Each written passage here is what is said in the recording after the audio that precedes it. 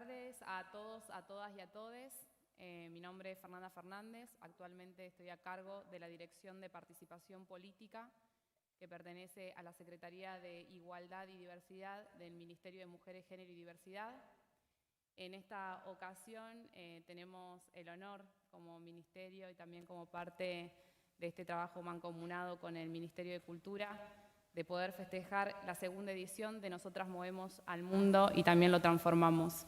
La verdad que esta iniciativa para nosotras nos genera muchísima felicidad porque trata y habla de un Estado que actualmente está oyendo y haciéndose cargo de una agenda política que los movimientos de mujeres, feministas y diversidades vienen empujando con lucha y movilización en las calles. Así que en esta oportunidad vamos a compartir este espacio con mujeres muy importantes, con compañeras que hoy están dentro del Estado, en un poder legislativo, en un mundo político que tiene todavía sus sesgos patriarcales, pero que ellas con su empuje, con sus propuestas, con sus diferentes motivos, empujan una agenda feminista y con perspectiva de género para transformar un mundo que transforme y que traspase el tiempo y los gobiernos. Así que en esta oportunidad y sobre todo con su presencia vamos a hablar con diferentes diputadas nacionales que son parte de la Comisión de Mujeres y Diversidad de la Honorable Cámara de Diputados de la Nación. Va a abrir esta mesa Cristina Álvarez Rodríguez, que es secretaria parlamentaria del bloque del Frente de Todos. Bueno, buenas tardes a todas, ¿cómo están? Muy agradecida de poder participar una vez más de Nosotras Movemos el Mundo, y vaya que si lo movemos, y bueno, claramente en conmemoración del 8 de marzo y de este día que siempre es un día de lucha para todas nosotras, un día de lucha no solo por los paros de las mujeres y movilizaciones que hemos promovido y de los que hemos participado a lo largo de estos años, sino también un día de lucha por las violencias que sufrimos, por la desigualdad, indudablemente por la discriminación por el solo hecho de ser mujeres, y por la brecha salarial, porque seguimos ganando un 20% menos que los varones, y también por la triple jornada que a diario transitamos, la laboral, la de los cuidados, la política, la del ocio, la de cualquier ciudadano de aquí del mundo, y sobre todo también por todo lo que nos cuesta estar sentadas aún hoy en las mesas de toma de decisiones, desde lo político, desde lo social, desde cada uno de los ámbitos de protagonismo. Esta introducción suena bastante desesperanzadora, debo decirlo, pero también debo decir que transitamos un primer año muy interesante y desde la faz legislativa con conquistas muy importantes para todas nosotras, como han sido la Ley de Interrupción Voluntaria del Embarazo, como ha sido indudablemente la Ley de 1000 días, y también puedo hacer referencia a la ley de paridad, a la ley Micaela, a todo lo que hemos transitado juntas y de manera transversal las mujeres de los distintos espacios políticos. Saludo muy especialmente a Silvia, que la veo aquí, pero que nos permitió construir una agenda de más derechos para las mayorías, para las mujeres argentinas. También con la asunción de Alberto y de Cristina, la llegada del ministerio, y en este caso tanto a Eli como a todo su equipo, Lara y Fernanda, que está hoy recibiéndonos, decir que no fue simplemente una recategorización institucional que dejara de ser un consejo para convertirse en un ministerio. Ese ministerio hoy nos permite articular entre las mujeres legislando y las mujeres gobernando, y ir consiguiendo juntas este plan integral de erradicación de las múltiples violencias, y también la implementación de la ley de ESI, con lo que tenemos que profundizar y trabajar, y las dificultades que enfrentamos a diario con el tema de IVE para el cumplimiento. Sabemos que no alcanza solo con sacar leyes, el tema es la implementación, el tema es que en las sociedades esas leyes se hagan carne y se puedan cumplir para beneficio del bienestar de las mayorías. Y es por esto que no somos ajenas a ver lo que pasa en Chaco, cuando la ley fue suspendida por una jueza, en Santa Fe con las diferencias de implementación en materia de salud, en San Juan y Mendoza, con la imposibilidad de venta de misoprostol, y así podríamos seguir en Misiones, donde muchos médicos, o la mayoría de los médicos, se declaran como objetores de conciencia. Así es que tenemos que seguir avanzando juntas, no solo en las herramientas legales, sino también en su implementación para que sean efectivas estas leyes que hemos conquistado con tanta lucha de generaciones. Siempre me gusta saber que somos parte de una cadena de mujeres muy fuertes que han luchado desde hace muchísimos años, desde las sufragistas, las peronistas, las de la resistencia a los procesos militares, las madres y abuelas, y por supuesto nosotras, las que pelearon el cupo en el 91, y nosotras peleamos paridad en esa misma sintonía, y las que vendrán, la marea verde que nos acompañó para que pudiéramos tener la ley. Siento también que tenemos mucho por delante, la ley de cupo laboral travesti trans. Yo quiero hacer un llamamiento porque esa ley parece que fuera el trabajo para un colectivo, en realidad esa ley es que tener trabajo para ese colectivo es tener vida. Entonces, la verdad es que yo hago un llamamiento, desde aquí estamos muy cerca de lograrla. Hay voluntad política, el presidente lo ha hecho con un decreto, el cupo, pero consagrarlo por ley y que el derecho quede asignado, así como quedó asignado que tuvieran la posibilidad de casarse, así como quedó asignado que tuvieran la posibilidad de tener un documento, me parece que sería un avance que nuestra sociedad merece. Quienes militamos el peronismo feminista y popular sabemos que sin justicia social no hay feminismo posible, esto lo decimos siempre, y que las mujeres necesitamos poder llevar finalmente una vida autónoma, emancipada, sin violencias. Tenemos ese derecho. Y en materia de lucha contra las violencias hay dos proyectos que tengo en el Senado y que estoy promoviendo. Uno tiene que ver, ya tienen media sanción de diputados, uno centralmente tiene que ver con que aquellas denuncias o procesamientos por violencia de género, aquellas personas que estén procesadas por violencia de género o tengan denuncias no puedan portar armas de fuego, personas civiles. También hay cruzado un proyecto de la senadora Mirkin que se cayó y que ahora se ha vuelto a levantar para personal de las Fuerzas Armadas o de las fuerzas policiales. Y en otro sentido, también que los juzgados actualicen las cuotas alimentarias sin tener que volver a hacer una presentación judicial las víctimas, que es lo que hoy pasa en el funcionamiento. Y en este año presenté la modificación a la ley 26485 de protección integral de las mujeres, una que tiene que ver en el artículo 26 bis, que tiene que ver con liberar a las víctimas de notificar al agresor de las medidas preventivas, como por ejemplo las perimetrales, y que lo tenga que hacer obligatoriamente el juez.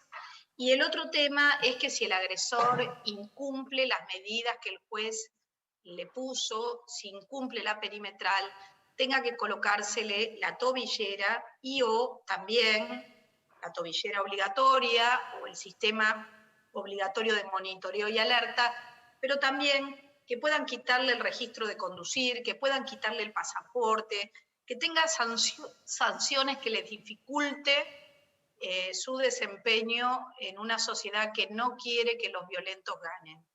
Finalmente, quiero decirles que el presidente Alberto Fernández estuvo el 1 de marzo en la Asamblea y dijo algo que a mí me conmovió profundamente, pero porque aparte creo en esa bandera, que es que tenemos que convertir la lucha contra la violencia de género en una política de Estado como en la Argentina es memoria, verdad y justicia. Yo creo que si nosotros logramos que toda nuestra sociedad se comprometa y trabaje en esta dirección, estaremos más cerca de lograr ese objetivo. La construcción de los 30 centros territoriales integrales de prevención y políticas de género y diversidad, la creación de 800 jardines maternales, el futuro envío de una ley integral de cuidados que el Ministerio ha promovido con una comisión especial de expertos trabajándola para un anteproyecto, más los proyectos que aquí están presentados y que trataremos sin duda con Mónica Macha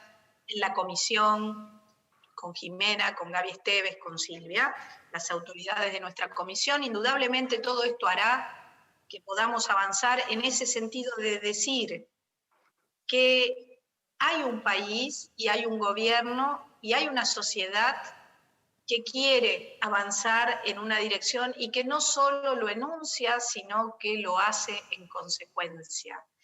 Finalmente, y para terminar, quiero decir que cuando hay una crisis y cuando hay una pandemia, las mujeres somos las que más perdemos, somos las primeras en la línea de cuidados, somos las más vulneradas.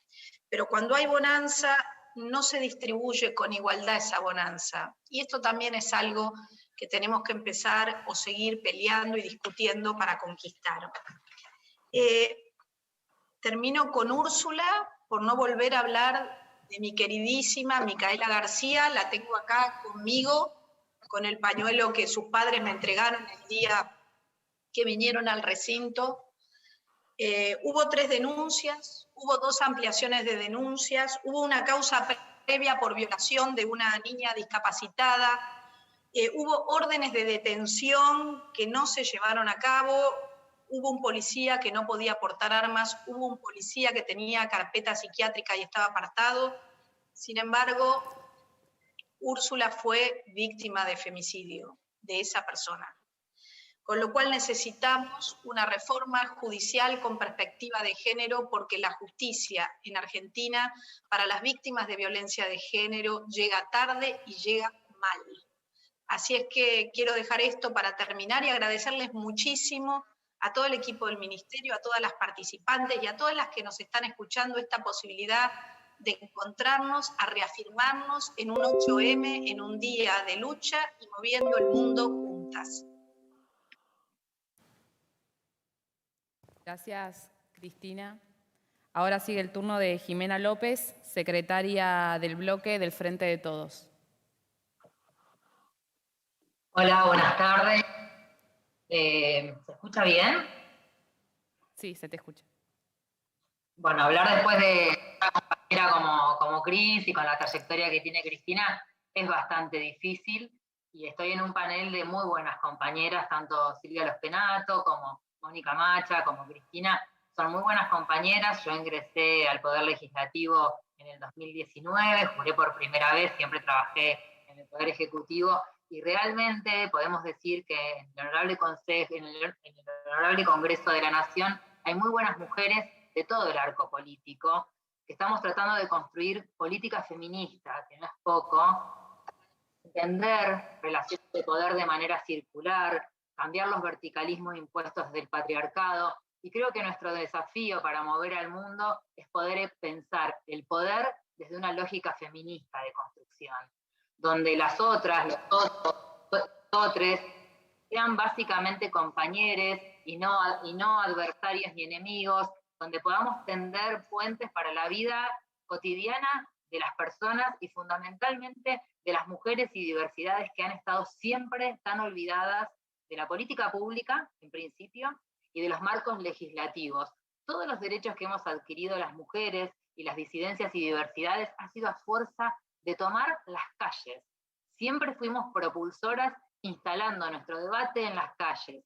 Así lo hicieron las sufragistas, así lo hicieron las madres y abuelas de Plaza de Mayo, así lo hicieron nuestras hijas con la marea verde, nuestras madres cuando hubo que pelear el cupo, y me parece que tenemos impreso en el ADN feminista que la lucha es en la calle, que las discusiones se dan de forma democrática, y que la violencia básicamente no es forma de construir ninguna cuestión, ni en la política ni en la vida cotidiana. Por ahí voy a tomar un tema que tiene que ver con la salud de las mujeres y de las diversidades, que de poco se habla, y yo siempre por ahí trato de ser crítica y decir que si algunas cuestiones les pasaran a los varones, seguramente esto ya estaría saneado, como es el tema de parir con respeto, respetando la idiosincrasia de cada uno de los cuerpos gestantes a la hora de parir, respetar la profunda morosidad que se da en un acto de parto, sea parto por vía baja, sea parto mecánico, pero desde ese lugar entender que es un derecho poder acceder a un parto amoroso. Y otra cuestión, que es por ahí la que milito hace muchos años, tiene que ver con la gestión menstrual, justicia menstrual, que hoy en día ha sido tan desnotada desde muchos lugares, sin entender que es una condición por la cual los cuerpos menstruantes atravesamos casi 40 años y que durante muchos años ni siquiera la palabra menstruación apareció en ningún programa de política pública. Entonces, también para hablar de la ESI, en principio tenemos que reconocer qué pasa con aquellos cuerpos menstruantes, qué situaciones vivimos y cómo gestionamos nuestra gestión menstrual cotidiana, y qué pasa en aquellas poblaciones más vulnerables. No es un tema menor, es un tema de vida cotidiana. Y cuando la política se aleja de la vida cotidiana de las personas, no está haciendo política, está haciendo discurso. La política para mí tiene que ser una herramienta de territorialidad. De hecho, lo vimos con la sanción de la interrupción voluntaria del embarazo. Lo que creo, esto es una mirada, lo que creo que logramos fue avanzar un primer escalón en el ámbito institucional. Tenemos la ley. Eso iba a generar una resistencia, porque es así, toda modificación de un metal genera resistencia, y también pasa en las instituciones. Y empezaron a aparecer estrategias judiciales que iban en contra de derecho. Entonces, lo que tenemos que tratar de lograr es territorializar lo que sucede en el Congreso, que la ciudadanía conozca cuáles son sus derechos. Es muy difícil atropellar a alguien que conoce qué es lo que le compete. Pero bueno, las mujeres más vulnerables, que es con quienes he trabajado toda mi vida, y las disidencias, que de por sí tienen una interseccionalidad de vulnerabilidad, es complejo que conozcan todos sus derechos y que a su vez tengan la posibilidad de demandar al Estado que se los cumpla, por la misma condición en la que se encuentran. Desde ese lugar creo que nuestra función al legislar es generar condiciones subjetivantes, entender que lo que nosotras hacemos le puede cambiar la vida a las personas. Y comparto con Cris la reforma judicial en clave de género, en clave feminista. Me parece que cuando hablamos de reforma judicial no alcanza con crear más instituciones. Creo que lo que hay que modificar profundamente es la que ya está. Es el genotipo de la que ya está, cómo se estructura esa justicia, y no hablo solamente de la justicia federal, hablo de la justicia ordinaria, que muchas veces se estructura en base al disciplinamiento de las víctimas. Y lo digo porque he trabajado territorialmente con víctimas y sé lo que se padece adentro del sistema judicial. Desde el largo de la pollerita hasta por qué no te fijaste qué pasó con tu marido y que en realidad por ahí se enojó, y en realidad se trabaja desde un sentido común que muchas veces tiene una tendencia a ser más fachista, y eso está demostrado en la teoría política también. Me parece que la reforma judicial pasa por mejorar no solamente a los jueces y juezas a través de sus sentencias, sino a todos los operadores, operadoras que están dentro del esquema judicial. Tenemos que mejorar las pericias porque pueden cambiar la vida de una persona, tenemos que mejorar los abogados y abogadas que están dentro del sistema, y entender que para que eso pase es necesaria una transparencia absoluta en los ingresos. Es necesario que quienes ingresan al Poder Judicial tengan transparencia en sus concursos. Y es algo que voy a militar toda la vida porque me ha tocado estar del otro lado y entender cómo funciona el sistema judicial para las mujeres y cómo nos disciplina no solamente corporalmente, sino por tener determinadas elecciones de vida que no condicen con lo que sería la pseudonormalidad, por decirlo de alguna manera. Desde ese lugar insto a mis compañeras a construir una política mucho más feminista, mucho más transfeminista, como siempre nos dice Moni, mucho más interracial, también tener en cuenta a las compañeras afrodescendientes, marrones, originarias. Me parece que tenemos que tratar de ser lo más inclusivas posible de todo aquello o aquelle que sea diverso, y desde una amorosidad que nada tiene que ver con el amor romántico que propone el capitalismo, sino que tiene que ver con un respeto profundo con las trayectorias de cada una de las personas. Desde ese lugar me parece que es el desafío que se plantea, que nos planteamos nosotras, porque yo también veo que las nuevas generaciones han logrado sanear muchas de estas cuestiones, y me llena de orgullo ver un montón de pibes, pibas, militando activamente en las calles por las cuestiones que consideran defender. Me llena de orgullo que muchas pibas muy, muy jóvenes se animen a querellar al patriarcado desde muchísimos lugares, y se animen a meternos en cuestiones que a veces nos hacen repensar a quienes nos consideramos permanentemente feministas, en que también tenemos que deconstruirnos permanentemente, sobre todo cuando nos ponemos en policía de las compañeras. Desde ese lugar tenemos que tratar de moldear mejores condiciones para un desarrollo político más democrático. Profundamente agradecida al Ministerio a que me invite a poder estar en este conversatorio. Entiendo que estamos viviendo épocas muy difíciles, que no es fácil la gestión. Les deseo lo mejor y sepan que cuentan con nosotras para poder asumir el enorme desafío de evaluar cómo vamos a trabajar el poder llegar a tiempo a los femicidios. Los femicidios son muertes anunciadas y tenemos que mejorar el sistema de acompañamiento de la víctima y poder distanciar al victimario de ese cuerpo, porque nos matan porque somos accesibles corporalmente también. Desde ese lugar, en todo lo que pueda estar, voy a estar, militar, acompañar. Y bueno, muchísimas gracias, Mónica, porque sos un ejemplo de presidenta de comisión con la amplitud mental con la que siempre trabajás todos los temas. A disposición, y creo que movemos el mundo porque sabemos que otro mundo es posible. Muchas gracias. Muchas gracias, Jimena. Ahora le vamos a dar la palabra a Silvia Lospenato, vicepresidenta primera del bloque Juntos por el Cambio. Estaba tratando de sacar el sonido, a ver si se escucha ahí. Perfecto. Perfecto. Bueno, primero quiero agradecerles al Ministerio de las Mujeres, a la presidenta Mónica Macha de la comisión, a mis compañeras Cristina Álvarez Rodríguez, con quien trabajo hace muchos años en la Cámara de Diputados, y Jimena López, con quien estamos trabajando desde hace un año ya, por la invitación, por la generosidad que siempre tienen, no solamente en relación al armado de un panel, sino en relación a la mirada, a respetarnos como mencionaban tanto Cristina como Jimena, a respetarnos las diferencias y a tratar de buscar esos espacios en común desde los que se pueda construir. Y me parece que eso es una característica que trae el feminismo a la política, una característica que va a transformar la gestión de la política. Soy muy optimista, creo que es en el feminismo que la política va a encontrar una herramienta que va a dinamizar la búsqueda de los acuerdos y de los consensos que necesitamos muchísimo como país para abordar algunos temas. Y nosotras damos cuenta de eso todos los días en el Congreso de la Nación. Me encantó que el panel se llamara Mujeres Legislando. Realmente creo que hay una diferencia que hacemos las mujeres que legislamos en esta capacidad de diálogo, de escucha atenta, de respeto a las ideas, de tolerancia, ¿no? de reconocernos en la otra también como una compañera de una lucha que trasciende las diferencias partidarias y otro tipo de diferencias, y que tiene objetivos comunes. Y entre esos objetivos creo que a lo largo de estos años hemos hecho avances muy grandes. No voy a repetir todas las leyes que mencionó Cristina, pero pensar que todas esas leyes fueron producto de acuerdos transversales y de complicidades y de confianzas, ¿no? Que nos permitió que fueran posibles.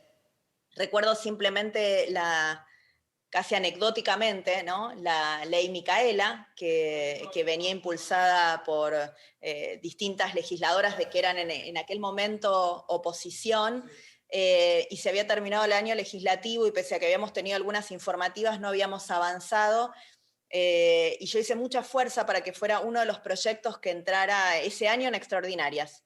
Y no era un proyecto del oficialismo de turno, era un proyecto de la oposición, pero un proyecto necesario, un proyecto que tenía que salir, y que por suerte salió, y ahora tenemos que hacer de ese proyecto y su despliegue y su implementación algo todavía más robusto.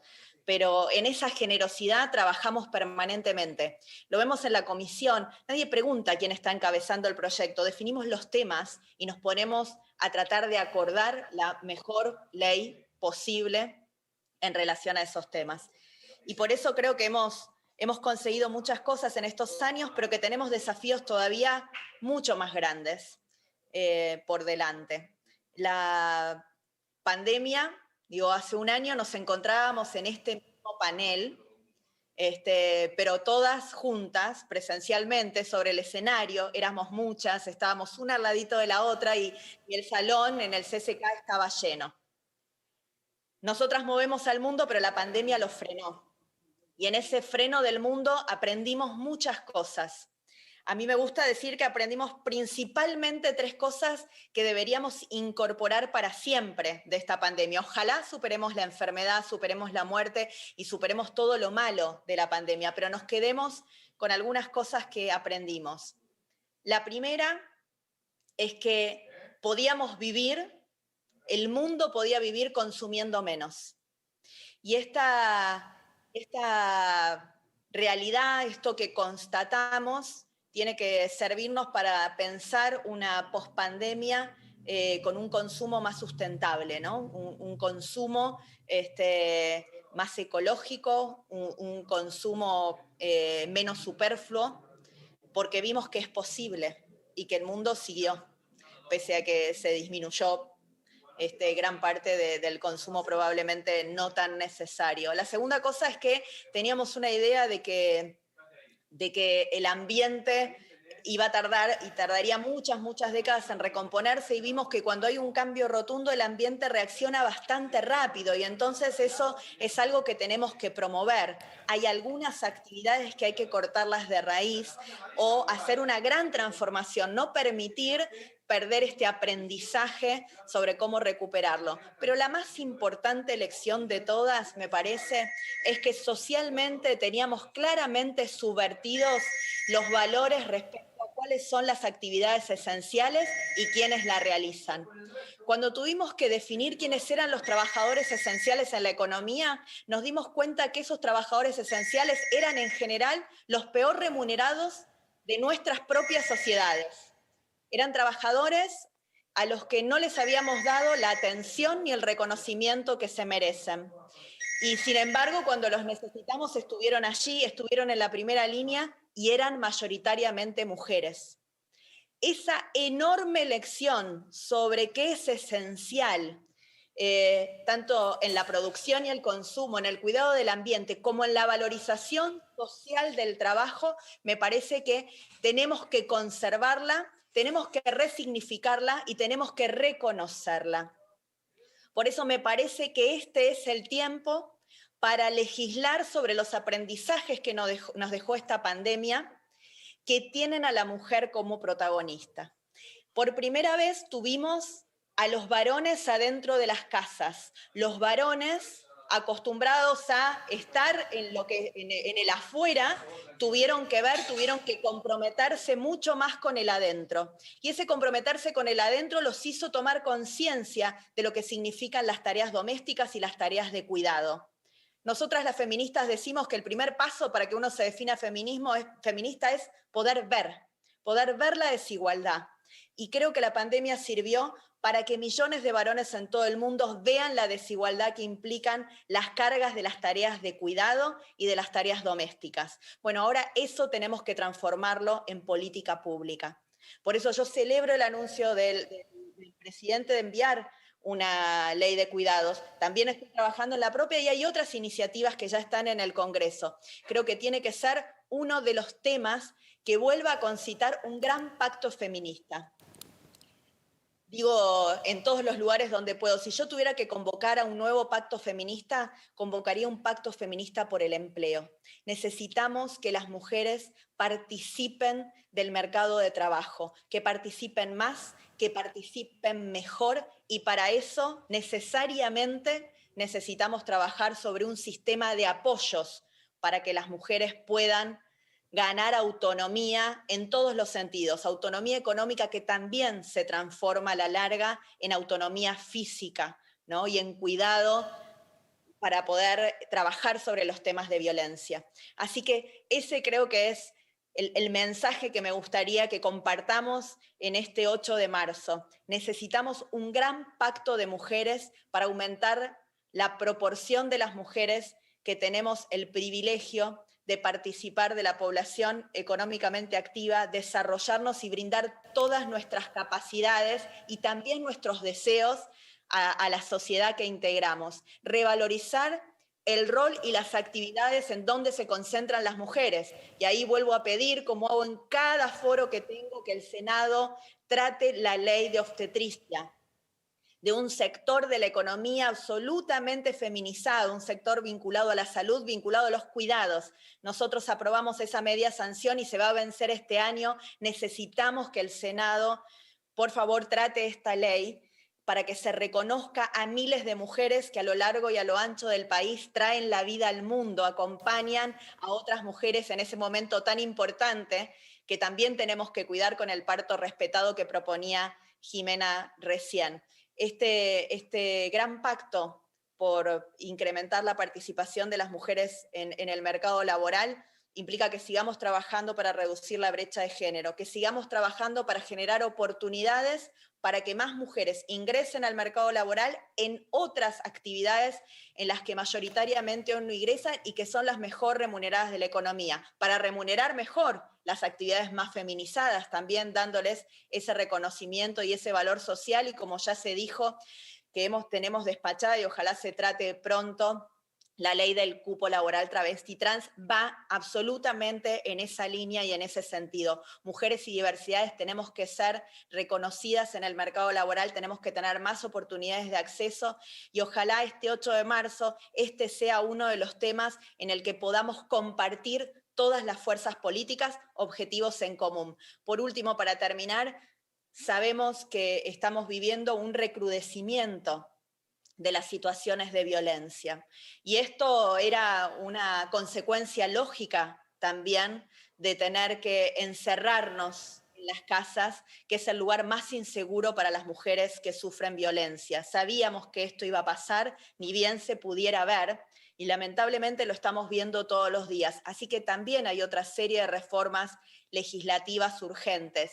Hace tiempo vengo promoviendo que se tome en consideración en esta mirada feminista que tiene que tener la justicia y se incorpore un nuevo tipo penal para la legítima defensa privilegiada, para que no se condene a las mujeres que en realidad terminan apareciendo para el sistema penal como victimarias cuando son víctimas y fueron víctimas de una trayectoria que el sistema penal no reconoce.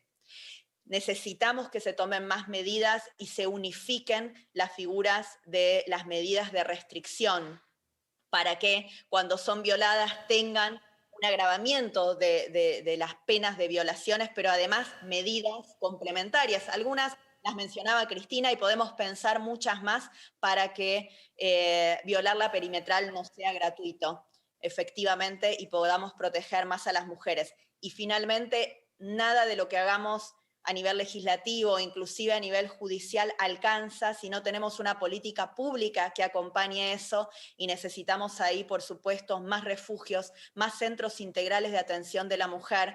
Cuando una mujer se anima y pide ayuda, no la podemos dejar solas porque sabemos que ese es el momento donde muchas veces lamentablemente se pone en mayor riesgo. Así que creo que esta es nuestra agenda feminista y transfeminista, como dice Mónica siempre, para este año en el Congreso, y ojalá podamos seguir moviendo el mundo juntas.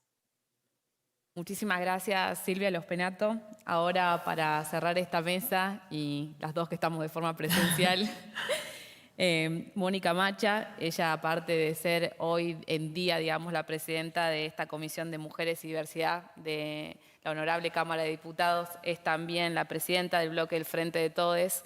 Así que un orgullo presentarte y darte la palabra en esta mesa súper interesante. Gracias. Presidenta de la Comisión de Mujeres y Diversidad, no del bloque.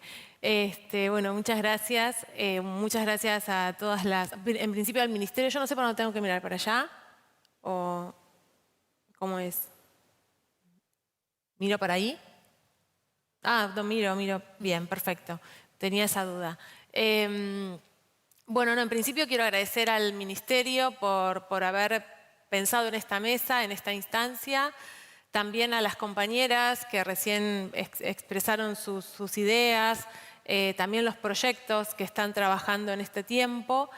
Y en ese sentido me parece importante también poder destacar que hemos tenido un año, el 2020, bien intenso en la Comisión, hemos trabajado muchísimos proyectos y además desde una lógica que nos ha permitido inclusive un espacio de reflexión, ¿no? O sea, reuniones informativas donde participaron distintas instituciones, compañeros, compañeras, compañeres, que fueron también avanzando en la idea de, bueno, de poder escuchar esas otras voces que implican bueno, los proyectos que estábamos tratando, ¿no? Sin duda, cuando trabajamos sobre el cupo laboral travesti-trans, la posibilidad de contar con compañeras travestis, con compañeros varones trans, que puedan dar cuenta de lo que significa las dificultades para el ingreso al circuito laboral formal, son parte, digamos, de ese insumo que nos permitió avanzar fuertemente con ese proyecto, que hoy está ya en condiciones de ingresar al recinto, que ya ha tenido sus dictámenes y demás. Un proyecto como el de IBE, que hoy ya es ley y que realmente, si hacemos ahí un raconto de la historia, de poder lograr esa ley que hoy rige en todo nuestro territorio federal, también da cuenta, ¿no? de movilizaciones, de estrategias, de momentos en que se presentó el proyecto y no fue tratado y momentos en donde esa construcción transversal nos ha permitido avanzar en la consolidación del proyecto y que hoy entonces podamos tener esta ley. Digo esto porque me parece que son como rasgos para poder pensar, para poder analizar esa construcción transfeminista que necesitamos en la política. Nosotras legislamos, estamos coyunturalmente ocupando funciones como legisladoras y en ese sentido, bueno, parte de lo que estamos haciendo se va concretando en esos proyectos. Tenemos por delante un año nuevo legislativo que sin duda vamos a acordar con las compañeras que son autoridades también de la comisión, pero que sin duda va a tener ejes como la violencia por razones de género, la paridad, muchos proyectos vinculados a la paridad que también han sido tratados, pero que falta todavía poder dictaminar. Y esto es paridad para mejorar la paridad en la Cámara Legislativa, paridad en empresas del Estado, en deportes, en medios de comunicación, en organizaciones de la sociedad civil, digamos, distintos ámbitos, instancias donde nosotras y nosotres estamos presentes cotidianamente y necesitamos de esta normativa para poder participar de un modo digno y de un modo paritario, más que paritario yo diría, bueno, son proyectos de paridad, pero también es otra discusión poder pensar en términos de representación justa, ¿no? Decir, bueno, cómo se incluyen en esta discusión también las distintas identidades de género, que no solamente se sintetiza en la identidad de género mujer, ¿no? Sino pensar en las lesbianas, varones trans, travestis, intersex, no binarias, también como para poder pensar ahí qué otras especificidades y qué otras necesidades se ponen en juego. Entonces, digo, por delante tenemos esto, tenemos también el tema de cuidados y por supuesto seguir trabajando con otros temas que hacen al colectivo LGTBIQ+, porque trabajamos sobre el cupo como una primera instancia vinculada al trabajo formal, pero también necesitamos ahí trabajar proyectos que tengan como horizonte o como marca la posibilidad del acceso real, concreto y con todos los derechos a la salud, a la educación, a la vivienda. Pensar también en una instancia sumamente necesaria de reparación de pensiones para aquellas compañeras travestis que en algún punto son sobrevivientes porque muchas, la gran mayoría, ha tenido que dedicarse a la prostitución para sobrevivir y que pasan los 40 años, que esto, digamos, es un logro dentro del colectivo porque justamente esto da cuenta del nivel de discriminación, de exclusión que históricamente este colectivo ha sufrido y que hoy por parte del Ministerio, por parte de lo que podamos hacer en la legislatura, bueno, vamos construyendo instancias que permitan alargar esas vidas y que además sean vividas con dignidad. Yo creo que, por supuesto, esta conversación, esta presentación, tiene un sentido porque tenemos un poder ejecutivo con este ministerio y además con políticas que tienen perspectiva de género en casi todos los ministerios. Y esto me parece también sumamente importante. Podemos hablar de esto porque tenemos un trabajo en el Poder Legislativo que, como decíamos, da cuenta de estas instancias o de este momento histórico donde el transfeminismo es parte de la agenda política, pública, histórica. Necesitamos las transformaciones que recién decían las compañeras en el Poder Judicial, transformaciones que son fundamentales. hay muchos aspectos que podemos pensar desde el Poder Judicial que necesitan ser transformadas, ¿no? Su instancia monárquica, patriarcal, nos genera muchísimo daño, muchísimas preocupaciones y muchísimo padecimiento a la hora de encontrarnos con un poder que viene siendo, digamos, el resto monárquico que queda en muchos de nuestros espacios si no es transformada, ¿no? O sea, queremos un Poder Judicial transformado y en esa transformación feminista. Ahora bien, yo creo que el Estado, como idea, como concepto que nos viene de algún modo cobijando hace tantos años, somos todos, todas y todes, ¿no? O sea, una cosa es el gobierno del Estado y sus poderes y otra cosa es el Estado como un concepto más general. Y en este punto me parece importante pensarnos como un piso estas discusiones que estamos trayendo hoy, pero también de algún modo reflexionar sobre la necesidad de seguir incluyendo en estas demandas y en estas peleas a todas las organizaciones feministas, a todas las organizaciones partidarias y sus líneas también y cómo son atravesadas por el feminismo, a las familias como se constituyan, ¿no? A las familias diversas, a todas las familias, para que puedan discutir estos temas con la responsabilización que necesitamos, ¿no? Porque cuando hablamos y planteamos que es un tema social y cultural, estamos diciendo que está en nuestro entramado subjetivo, que el modo de relacionarnos violentamente es parte de nuestra subjetividad y de nuestra identidad. Entonces, desarmar todas esas líneas, esos micromachismos, esas microviolencias, nos implican de algún modo como sociedad. Y yo acá, y ya para ir cerrando, pensaba en dos conceptos que son tal vez muy importantes a la hora de pensar esos conceptos fundacionales del Estado capitalista, ¿no? Y creo que uno, sin duda, es el de la propiedad privada, donde la propiedad privada tiene un lugar fundante en nuestras sociedades, en nuestras subjetividades también, por supuesto, y esa propiedad privada no se refiere solamente a objetos materiales, sino que también avanza sobre las personas y avanza sobre las mujeres y avanza sobre las distintas identidades de género.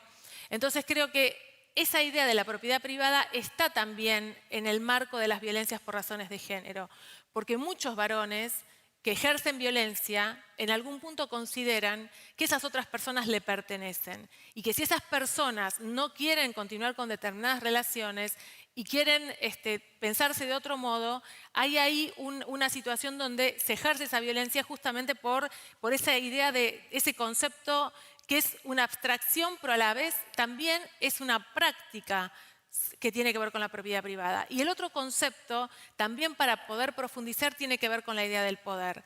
Nuestras sociedades capitalistas, colonialistas, patriarcales, tienen una profunda idea y una profunda vivencia del poder como dominación. Entonces, creo que ahí también implica poder repensar estas líneas o estos modos de vivir para poder alcanzar, en todo caso, sí, que es lo que queremos, vidas libres, vidas dignas, vidas sin miedo. Yo la verdad es que vengo pensando mucho en esto, vengo pensando también en cómo colaborar ese debate desde la legislatura. Creo que esa idea de dominación, el otro día hablando con el equipo que me acompaña en este momento en lo que es la banca que me toca ocupar, que es también un equipo que valoro mucho, muy diverso y demás,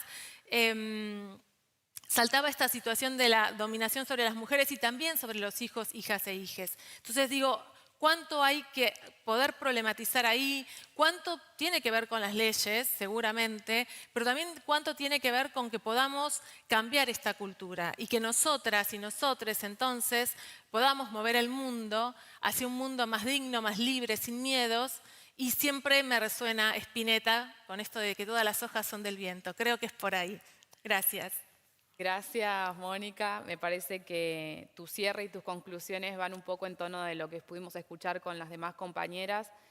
Yo creo que desde el Poder Ejecutivo y desde el Legislativo que hoy estamos acá, nos falta esta pata judicial importante que las compañeras resaltaban, pero que tenemos la enorme tarea, me parece que en nuestros lugares, que son lugares importantes, son representativos y tienen poder de canalizar estas demandas de las diversidades y de las femineidades y transformarlas en política pública, transformarlas en ampliación de derechos. Me parece que es un desafío enorme, pero en un año electoral me parece que es precioso decir que la representatividad y que ustedes estén acá virtualmente y presencialmente nos hace pensar y nos abre un debate en el movimiento que ya venimos hace tiempo craneando, si queremos decirlo de esta manera, de que necesitamos mujeres y diversidades en los puestos y en las tomas de decisión, pero necesitamos que estas compañeras breguen por achicar las brechas de desigualdad que nos oprimen. Necesitamos compañeras y compañeros feministas, transfeministas, ocupando estos puestos de decisión para que la agenda de prioridades tenga un vuelco, sea prioritario lo que nosotras venimos demandando. Así que agradecerles a todas de manera virtual que están participando, que yo no sé también dónde mirar, a Mónica Macha que está acá presente. Y bueno, tenemos un desafío enorme por delante. En este año electoral tenemos que seguir peleando representatividad. Nos queda mucho camino por recorrer. Y me parece que la paridad integral en un futuro en el Estado argentino debería ser planteada. Sí, y algo que quiero agregar es que también tomando las enseñanzas de las compañeras originarias, que podamos construir un feminismo, un transfeminismo arcoíris. Me parece que también es un aporte que ellas hacen permanentemente. Buenísimo. Gracias.